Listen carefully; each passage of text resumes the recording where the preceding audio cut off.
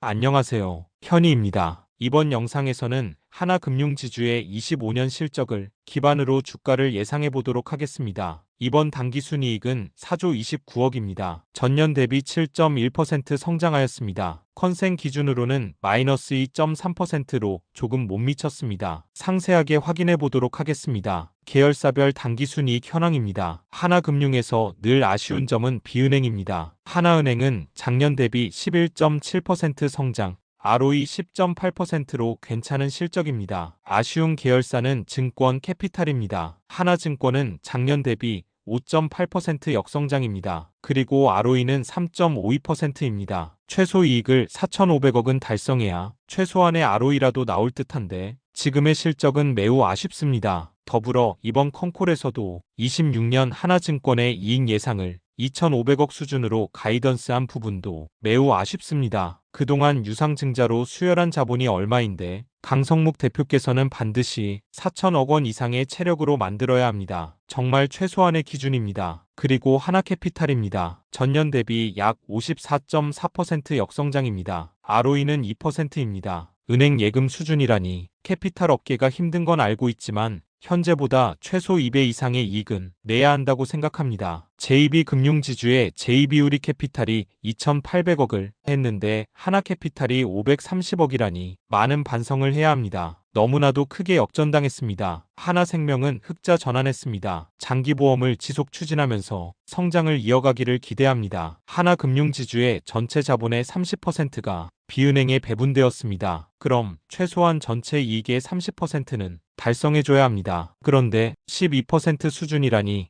그리고 비은행 강화를 외친 결과가 작년 15%보다 낮아지다니 정말 아쉽습니다. 비은행 기여도 30% 정도를 달성하는 게 PBR 1배 달성의 필수 요건이라고 생각합니다. 이자이익을 살펴보도록 하겠습니다. 전년 대비 4.6% 성장하였습니다. 핵심 지표인 NIM을 살피겠습니다. 그룹, 은행 모두 NIM은 꾸준히 개선했습니다. 25년에 기준금리 인하가 2차례 있었지만 조달 비용 측면에서 철저한 관리를 통해서 NIM 상승을 이뤄낸 결과입니다. 비아지 이익 부분을 살펴보겠습니다. 작년 유가증권 시장의 상승으로 매매평가액이 매우 좋았습니다. 전년 대비 48.5% 상승을 하였고 금액으로는 약 3천억이기 때문에 전체 실적 상승에 기여한 바가 큽니다. 더불어 우호적인 시장 환경으로 자산관리 관련 수수료도 19.9% 성장하였습니다. 그리고 신용카드 수수료는 취급액 확대로 9.4% 성장했습니다. 캐피탈 리스 자산의 안정적인 성장으로 운용리스 수수료도 14.7% 성장했습니다. 현재 캐피탈사는 부동산 IB가 아니라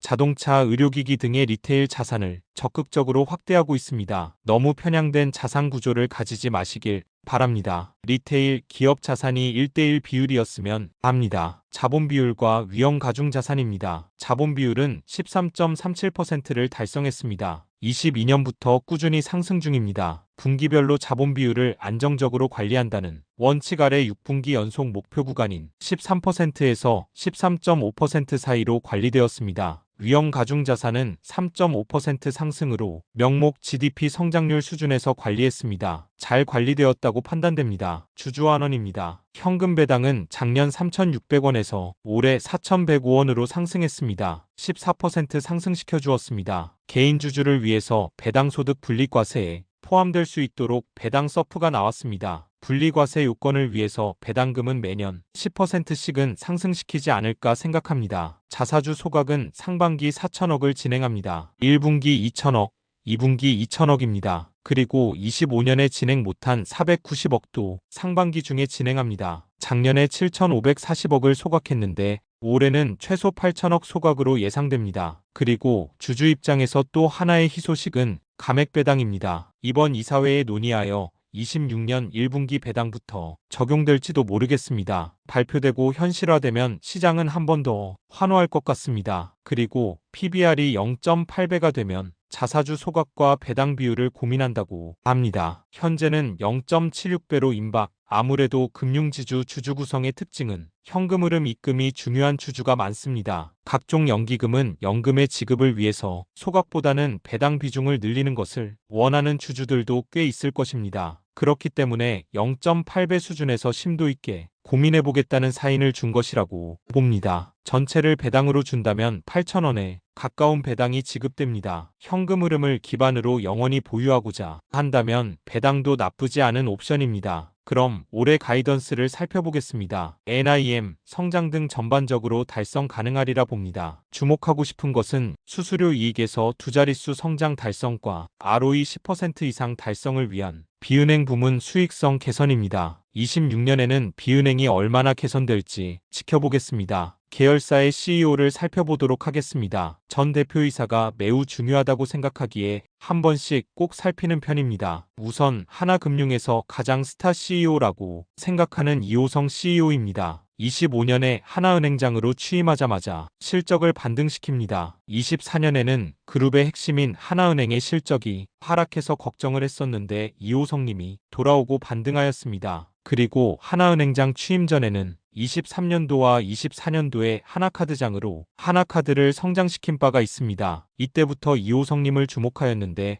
25년도에 하나은행에서도 좋은 실적을 보여줘서 믿는 시의로 보고 있습니다. 아쉬운 건 역시나 증권입니다. 강성묵 시의께서 이번에 연임이 되었는데 저는 사실 의구심입니다. 증권은 은행 출신이 아니라 증권을 아는 전문 시의를 외부에서 수혈하여 적극 성장시켜야 한다고 생각합니다. 시의부터 주요 임원진 전체를 교체하면서 증권회사로 완벽히 탈바꿈해야 한다고 생각합니다. 증권은 이번 인사에서 아주 실망한 인사입니다. 다음으로는 시장에서 주목하는 하나금융지주의 주요 사항입니다. M&A로는 예별 손보 검토가 있습니다. 비은행 강화를 위해서 검토하고 있습니다. 다만 함영주 회장께서 단순히 외형 성장을 위한 M&A는 안 한다 라고 했기 때문에 지켜봐야겠습니다. 스테이블 코인입니다. 정부와 입법 측에서는 은행 주도로 스테이블 코인을 발행하는 것을 방향으로 잡은 것으로 보입니다. 디지털 자산 기본법이 이달 중 발의된다고 하니 지켜봐야 합니다. 함영주 회장께서는 스테이블 코인 생태계가 하나금융의 미래 ROE를 결정짓는다는 각오로 생태계를 구축한다는 입장입니다. SC제일은행, JB, BNK, 임금융, OK금융 등과 컨소시움을 구성하여 추진하고 있습니다. 회장 직책에 맞게 지주의 미래를 선점할 사업에 꼭 성공하기를 기대합니다. 하나증권은 25년 말에 발행어음 사업자 인가를 받았습니다. 자기 자본의 200%만큼 발행어음을 통해서 조달을 할 수 있는 창구가 새롭게 생겼습니다. 최초 3천억을 모집한 상품은 마감이 되고 2차 상품을 출시했습니다. 그룹의 이미지가 있기 때문에 조달은 문제가 없을 것이라고 생각했습니다. 다만 조달한 자금을 잘 운용하느냐는 전혀 다른 문제입니다. 지난 몇 년간 그리고 지금도 투자 실패로 충당금 적립 규모라 적지 않은데 이 조달한 수천억 원이 나중에 수익이 아니라 손실로 돌아온다면 정말 지주의 실적에 끔찍한 일입니다. 쉽게 생각해서 하나증권을 매각하고 손을 털어야 하지 않나 생각이 들 것 같습니다. 더 이상의 뒤는 없다는 마음으로 결과를 내주었으면 합니다. 마지막으로 캐피탈입니다. 캐피탈은 부동산 금융에서 큰 실패를 본 만큼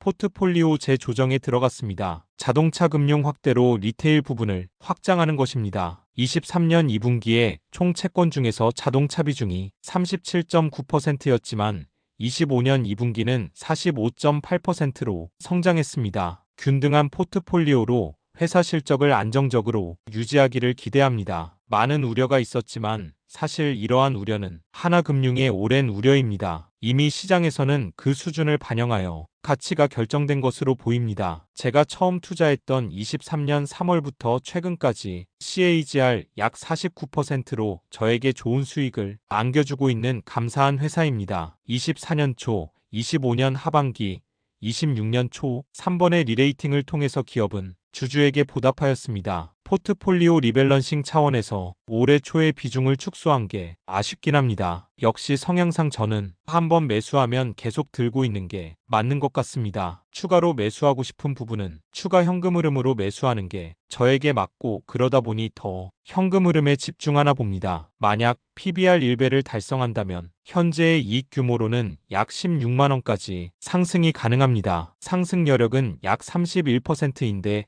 중요한 건 기간일 텐데 이걸 누구도 알 수가 없습니다. 이 속도를 결정짓는 것은 하나금융의 임직원 여러분들의 역량입니다. 비은행 강화를 통해서 ROE 11% 이상을 달성하고 하나금융이 한 번 더 리레이팅 되도록 잘 부탁합니다. 잠깐 말씀드린 것처럼 저는 하나금융에 대해서 편향된 시각을 가지고 있을 수 있습니다. TSR 237%, CAGR 50%의 기록을 만들어준 기업이고 앞으로도 동행을 할 예정이기 때문입니다. 여기까지 하나금융지주의 실적을 기반으로 한 주가 예상 영상을 마치도록 하겠습니다. 부족한 영상 시청해주셔서 감사합니다. 좋아요, 구독은 큰 힘이 됩니다.